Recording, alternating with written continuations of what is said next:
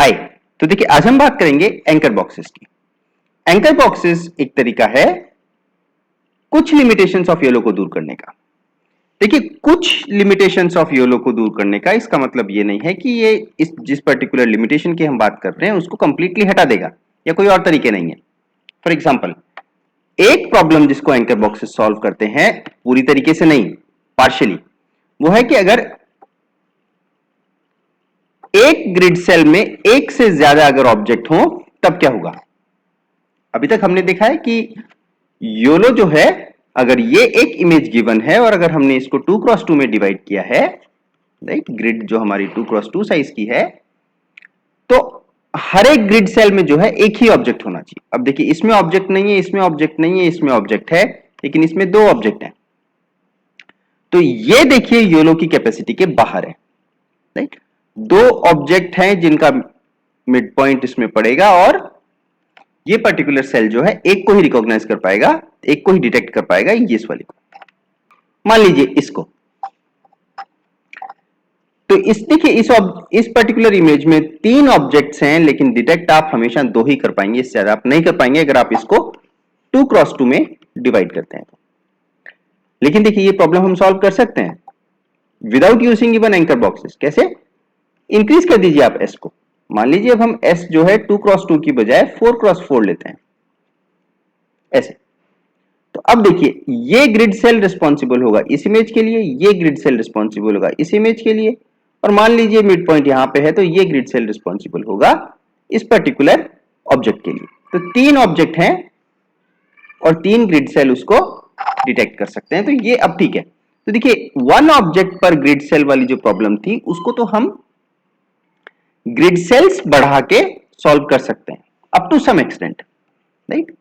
कुछ हद तक हम उसको सॉल्व कर सकते हैं। तो एंकर बॉक्सेस का जो काम है वो सिर्फ ये नहीं है कि वो इस प्रॉब्लम को सॉल्व करते हैं। एंकर बॉक्सेस का काम थोड़ा ज्यादा है, वो आपको ट्रेनिंग जो है स्मूथ बनाते हैं। वो अब देखिए ये दो ऑब्जेक्ट एक ही जगह इनका मिड पॉइंट है, राइट, एक ही ग्रिड सेल में।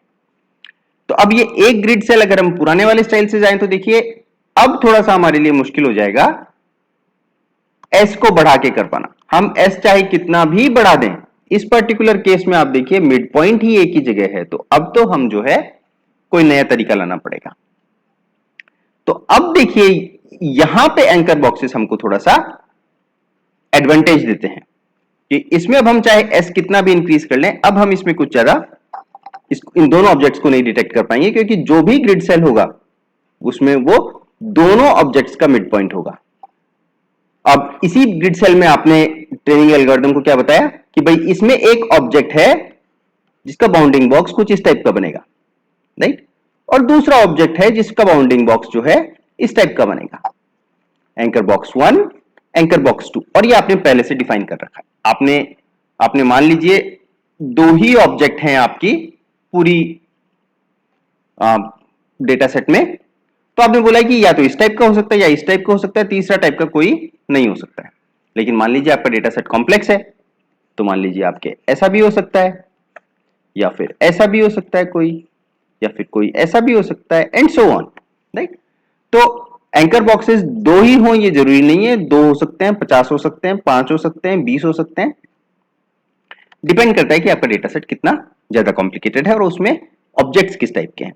हम दो ही एंकर बॉक्स ले रहे हैं क्योंकि आइडिया के लिए दो ही एंकर बॉक्स सफिशिएंट है। तो अब आप देखिए हमने बात की थी ट्रेनिंग इंप्रूव करने की, तो अब देखिए हम बात करते हैं कि आखिर आप इसको ट्रेनिंग में कैसे लाएंगे। ये देखिए पहले जो हमारा लेवल होता था, लेवल y हमारा होता था पीसी यानी कि प्रोबेबिलिटी ऑफ कॉन्फिडेंस, फिर हमारे होता था bx, by, bw, bh, ये हमारे बाउंडिंग बॉक्स का पार्ट हो गया। फिर c1, c2, c3, ये हमारी तीन क्लासेस हो गई। तो बस यही होता था क्योंकि हर ग्रिड सेल में एक ही ऑब्जेक्ट है, एक ही ऑब्जेक्ट है, तो बस उसी के कॉन्फिडेंस की बात हो रही है, उसी के बाउंडिंग बॉक्स की बात हो रही है और उसी की क्लास की बात हो रही है। अब चूंकि एक ग्रिड सेल में हम मल्टीपल ऑब्जेक्ट्स की बात कर रहे हैं, तो अब देखिए हमारा जो y लेबल है वो कुछ ऐसा नजर आएगा। सेम चीज हो जाएगी दो एंकर बॉक्सेस के करस्पॉन्डिंग, राइट। अब ये देखिए पीसी, फिर B X, B Y, B H, B W, C one, C two, C three. तो अब ये मान लीजिए यहां पे है, ठीक है। अब एंकर बॉक्स 2 के कोरस्पॉन्डिंग भी सेम 8 एंट्रीज हो जाएंगी, PC, B X, B Y, B W, sorry B H, B W, C one, C two, C three, अगर हम मानते हैं कि हमारे पास 3 क्लासेस हैं हमारे डेटा सेट में। तो अब देखिए लेबल हमारा ये ना होके अब ये हो गया है। इस लेबल की देखिए अब हम कुछ खासियत जान लेते हैं। देखिए 2 एंकर बॉक्सेस को यूज कर रहा है, तो यानी कि ये मैक्सिमम, मैक्सिमम राइट। कई ऐसे गलत केसेस फंस सकते हैं जहां पे ये 2 को डिटेक्ट ना कर पाए, लेकिन ये मैक्सिमम 2 ऑब्जेक्ट्स को डिटेक्ट कर सकता है, क्योंकि हम देखिए इसको 2 के लिए ट्रेन कर रहे हैं हम। अब जैसे मान लीजिए ये वाला ग्रिड सेल है, ये वाला ग्रिड सेल, अब देखिए इसका ट्रेनिंग कैसा दिखेगा। इसका जो लेबल होगा वो देखिए 0, कोई ऑब्जेक्ट तो है नहीं, फिर कुछ भी हो सकता है, कुछ भी हो, कुछ भी हो, राइट राइट। तो एंकर बॉक्स 1 के लिए देखिए इसमें कोई ऑब्जेक्ट नहीं है, एंकर बॉक्स 2 के लिए भी इसमें देखिए कोई ऑब्जेक्ट नहीं है, राइट। तो प्रोबेबिलिटी ऑफ कॉन्फिडेंस मतलब इज 0, और बाकी जो भी हमारी चीजें उनको हम केयर नहीं करने वाले हैं। सिमिलरली इसके लिए, सिमिलरली इसके लिए, इसके लिए, बाकी सारे जितने भी ग्रिड सेल हैं सबका ट्रेनिंग लेबल जो है वो ये दिखेगा, क्योंकि ऑब्जेक्ट तो किसी में नहीं है, ऑब्जेक्ट तो बस एक बीच वाले ग्रिड सेल में है। अब देखिए बीच वाले ग्रिड सेल का लेबल कैसा दिखेगा, वही एंकर बॉक्स 1 एंकर बॉक्स 2 हो जाएगा। तो एंकर बॉक्स 1 देखिए, आप देखिए पेडेस्ट्रियन के कोरेस्पॉन्डिंग है, नहीं तो पीसी उसमें 1 है, यानी कि उसमें उसमें ऑब्जेक्ट है तो पीसी 1 हो जाएगा, राइट। फिर आपके जो भी कोऑर्डिनेट हैं ये सेंटर के B X, B Y, B H, B W, C one, C two, C three, ये हो गया एंकर बॉक्स 1 के कोरेस्पॉन्डिंग। 1 है क्योंकि उसमें ऑब्जेक्ट है, एंड देन उसका बाउंडिंग बॉक्स हो गया, एंड देन क्लास हो गई, राइट। सिमिलरली देखिए अब इसी में, और क्लास देखिए C1 C2 C3 नहीं होगा, ये क्लास मान लीजिए पेडेस्ट्रियन क्लास 2 है, और सो C1 0, C3 0, यहां पे 1 होगा, C2 की जगह 1।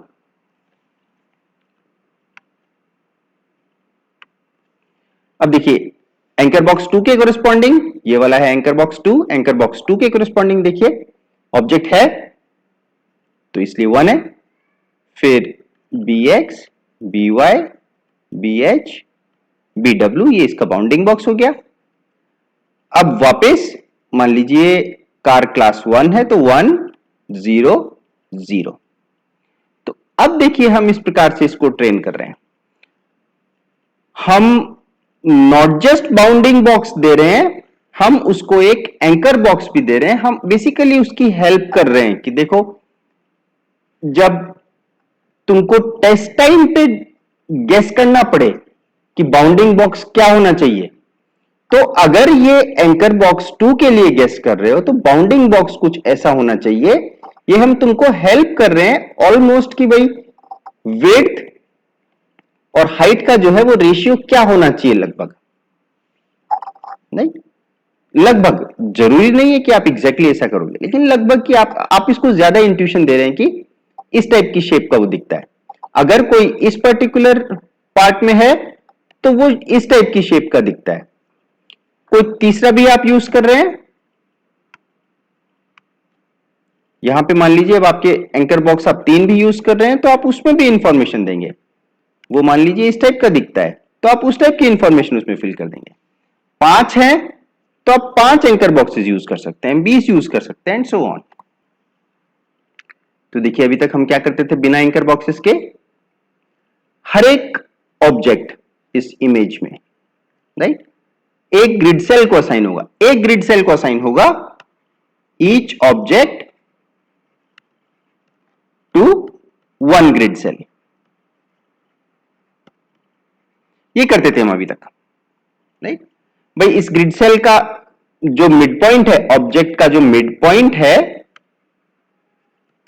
वो इस पर्टिकुलर ग्रिड सेल में जिसमें भी होगा उसको वो असाइन हो जाएगा। जैसे कि ये कार जो है इस ग्रिड सेल को असाइन हो रही है, राइट। इसका मिड पॉइंट मान लीजिए यहां कहीं है। अब एंकर बॉक्सेस के साथ में क्या हो जाएगा, एंकर बॉक्सेस के साथ में ये बात तो ट्रू रहेगी कि ईच ऑब्जेक्ट जो है उसका मिड पॉइंट असाइन हो जाएगा वन ग्रिड सेल को। ये बात तो पुरानी वाली ऐसे की ऐसे उठ के आ गई है, राइट। लेकिन इसमें एक चीज और होगी, ये जो ऑब्जेक्ट है वो ग्रिड सेल को तो असाइन होगा प्लस एंकर बॉक्स को भी असाइन होगा। एंकर बॉक्स इसी ग्रिड सेल में, याद करिए लेबल 2 था, एक में एंकर बॉक्स 1 था, एक में एंकर बॉक्स 2 था। तो अब इस ग्रिड सेल के लिए, क्योंकि आपका ये पूरा हुआ है तो ये ग्रिड सेल के लिए बन रहा है ना, तो एक ग्रिड सेल को तो ये असाइन होगा ही। देखिए ये वाला जो ग्रिड सेल है इसका लेबल कुछ ऐसा दिखेगा, ट्रेनिंग लेबल। तो एक ग्रिड सेल को असाइन हो गया क्योंकि ये पर्टिकुलर लेबल इस ग्रिड सेल का है, ये वाला पार्ट डन हो गया। एंकर बॉक्स को भी असाइन हो, तो मान लीजिए पर्सन है, पर्सन देखिए एंकर बॉक्स 1 को असाइन होगा, कार जो है एंकर बॉक्स 2 को असाइन होगी। तो अब ये कैसे करेंगे, तो एंकर बॉक्स जिस ग्रिड सेल के लिए हाईएस्ट आईओयू वाला है, राइट, तो एक ग्रिड सेल को असाइन किया plus anchor box for the grid cell with highest IOU. अब आप देखिए इसका मतलब क्या है, grid cell with highest IOU. So anchor box for the grid cell with highest IOU. अभी देखिए आप इस पर्सन को कर रहे हैं, राइट। तो अब मान लीजिए इस पर्सन का बाउंडिंग बॉक्स देखिए, हमने ये 2 बाउंडिंग बॉक्स देखे थे, राइट। अब आप जब आप इसको एग्जैक्टली उठा के यहां पे ओवरलैप करेंगे तो शायद ये जो है 100% आईओयू ना हो, ना इसके साथ ना इसके साथ, राइट। तो आपके बाउंडिंग बॉक्स में और आपके anchor box, bounding box IOU with anchor box, हर बार तो 100% नहीं होगा भाई। ये तो नहीं होगा ना कि आपने एंकर बॉक्स उठा के इसके ऊपर रख दिया और एग्जैक्टली ऐसा कैसा होगा, वो तो बहुत ज्यादा लिमिटेड हो जाएगा। तो हाईएस्ट आईओयू निकाल लीजिए।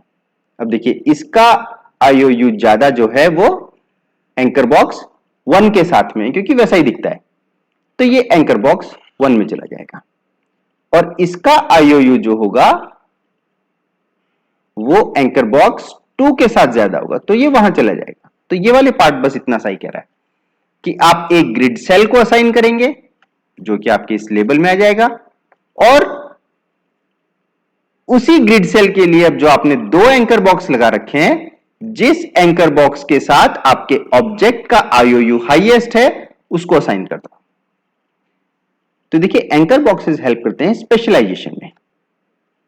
तो आप बेसिकली ट्रेनिंग एल्गोरिथम को ऑलरेडी बता रहे हैं कि आपका जो ऑब्जेक्ट है वो लगभग इस शेप का दिखता है, तो आपका जो बाउंडिंग बॉक्स है वो भी लगभग इसी शेप का होना चाहिए, ताकि आपका जो टेस्ट टाइम पे आपका जो आईओयू आएगा, राइट, वो काफी ज्यादा आएगा फिर आपके एक्चुअल ग्राउंड ट्रुथ से। तो इससे क्या होता है कि different part of neural networks जो आपके हैं वो अलग अलग एंकर बॉक्सेस के टाइप के ऑब्जेक्ट्स को डिटेक्ट करने में स्पेशलाइज हो जाते हैं। आपने देखा होगा कि हमने देखिए पहले बात की थी कि सीएनएन्स में जब हम शुरू में बात कर रहे थे कि भाई कुछ न्यूरॉन्स आपके कब फायर करेंगे, जब मान लीजिए उनको हॉरिजॉन्टल एज दिखती है, कुछ तब फायर करेंगे जब आपको उनको वर्टिकल एज दिखती है, एंड सो ऑन। आगे बढ़ते बढ़ते मान लीजिए कुछ न्यूरॉन्स आपके तब फायर करेंगे जब उनको लेट से आई जैसा सिंबल बनता है, राइट, या आई दिखती है। कुछ न्यूरॉन्स तब फायर करेंगे जब उनको कुछ और टाइप की शेप दिखती है। तो सेम चीज यहां पे हो रही है। क्योंकि आप ट्रेनिंग में ही ये इंफॉर्मेशन दे रहे हैं। तो देखिए कुछ न्यूरॉन्स आपके तब फायर करेंगे जब वो ऐसा वर्टिकल बाउंडिंग बॉक्स देखेंगे या एंकर बॉक्स देखेंगे। कुछ न्यूरॉन्स तब फायर करेंगे जब वो आपके ऐसा फ्लैट सा बाउंडिंग बॉक्स देखेंगे, राइट। तो ये तो देखिए लंबा वाला था, ये थोड़ा चौड़ा वाला हो जाएगा, राइट। एंकर बॉक्सेस का ये वाला पार्ट जो है वो उनको ज्यादा यूजफुल बनाता है बजाय ये जो प्रॉब्लम हमने बात की है। क्यों? क्योंकि देखिए ऐसा तो कितनी ही बार होगा, कितनी इमेजेस में आप ऐसा पाएंगे कि भाई दो ऑब्जेक्ट्स का मिड पॉइंट जो है वो एग्जैक्टली सेम जगह पड़ रहा है, मतलब मिड पॉइंट ही सेम है। अगर देखिए मिड पॉइंट दो अलग अलग जगह होते तो हम इसको और बांट देते ग्रिड सेल्स में, अलग अलग ग्रिड सेल्स के पार्ट हो गए, एंड हमने इसको प्रॉब्लम को सॉल्व कर दिया है। तो एंकर बॉक्स का देखिए ज्यादा बड़ा काम ये वाला है जो जस्ट हमने अभी बात की है। अब लास्ट चीज, मान लीजिए इसमें ऐसा होता है कि ये पर्सन नहीं है, बस इसमें कार ही है, तो देखिए ट्रेनिंग कैसा बनता। तो देखिए कार है तो एंकर बॉक्स 1 अब इसमें नहीं है तो यानी कि 0, फिर आपके अभी कुछ भी हो सकता है, नहीं। एंकर बॉक्स 1 के कोरेस्पॉन्डिंग तो आपका ट्रेनिंग लेवल ये हो गया इस पर्टिकुलर ग्रिड सेल के लिए, जो मिडिल ग्रिड सेल है। लेकिन कार इसमें है, कार है तो देखिए 1, फिर वही bx by bh bw, car मान लीजिए क्लास 1 है, ठीक। तो ये देखिए इसके लिए चूंकि पीसी 1 है तो बाकी वैल्यूज मैटर करती हैं, इसके लिए पीसी 0 है तो बाकी वैल्यूज वी डोंट केयर। तो इस वीडियो में बस इतना ही। देखिए अगर आपको लगता है कि हमारे वीडियोस यूजफुल होते हैं, आपके कैरियर के लिए काम आएंगे, तो आप प्लीज इनको लाइक कीजिए, शेयर कीजिए, सब्सक्राइब कीजिए। Thank you.